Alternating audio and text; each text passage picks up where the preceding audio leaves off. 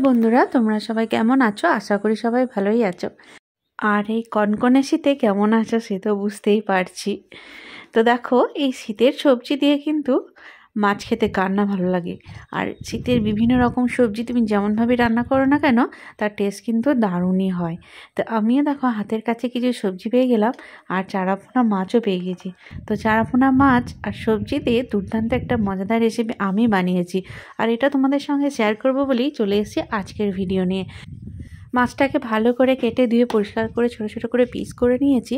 এরই মাঝে দেখো লম্বা লম্বা চেরা চেরা আলু, বেগুন এখানে নিয়ে নিয়েছি। তার সাথে দেখো মটরশুঁটি, টমাটো, ধনেপাতা, কাঁচা লঙ্কা সবগুলো দিয়ে এখানে নুন, হলুদ গুঁড়ো, লঙ্কা গুঁড়ো, জিরে গুঁড়ো, ধনে গুঁড়ো সামান্য পরিমাণে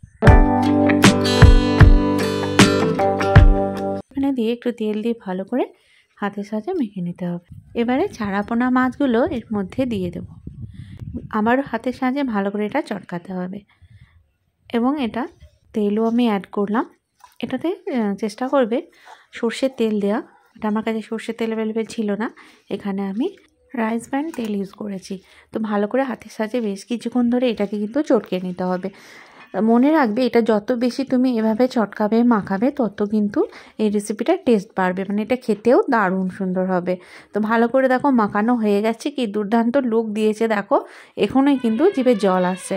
এবারে সামান্য পরিমাণে জল এখানে অ্যাড করবো, যাতে সব সবজিগুলো ভালোভাবে সেদ্ধ হয়ে যায়। যতটা জল প্রয়োজন ঠিক ততটাই জল আমি এখানে দেবো।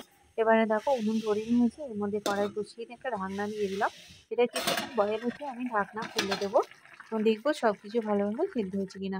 তো দেখলাম এখনও সেদ্ধ সব কিছু হয়নি, এখন একটু টাইম লাগবে। তো এটা আস্তে আস্তে বয়েল হবে।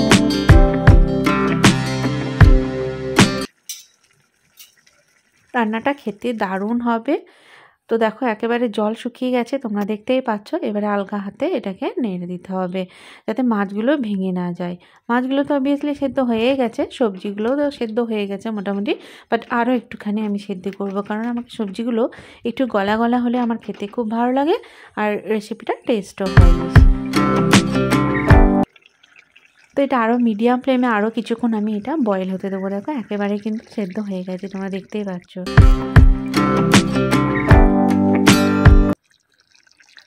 একেবারে আমার রেসিপি কিন্তু একেবারে রেডির মুখেই।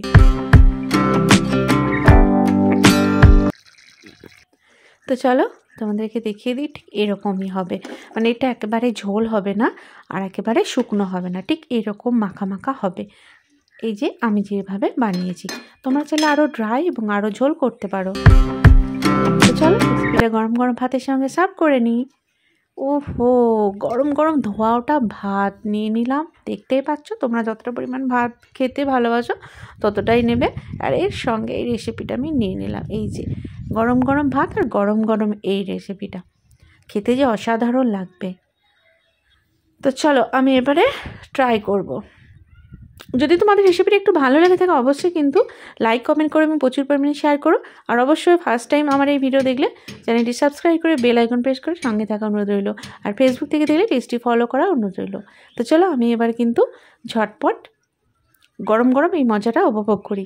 বেগুন, আলু, মাছ সব কিছু একসঙ্গে মাখিয়ে ভাতের সাথে চটজলদি খেয়ে নেবো। তো আজ আসি বন্ধুরা, আমার দেখা হচ্ছে নেক্সট রেসিপিতে। ভালো থেকো, সুস্থ থেকো, টাটা, বাই।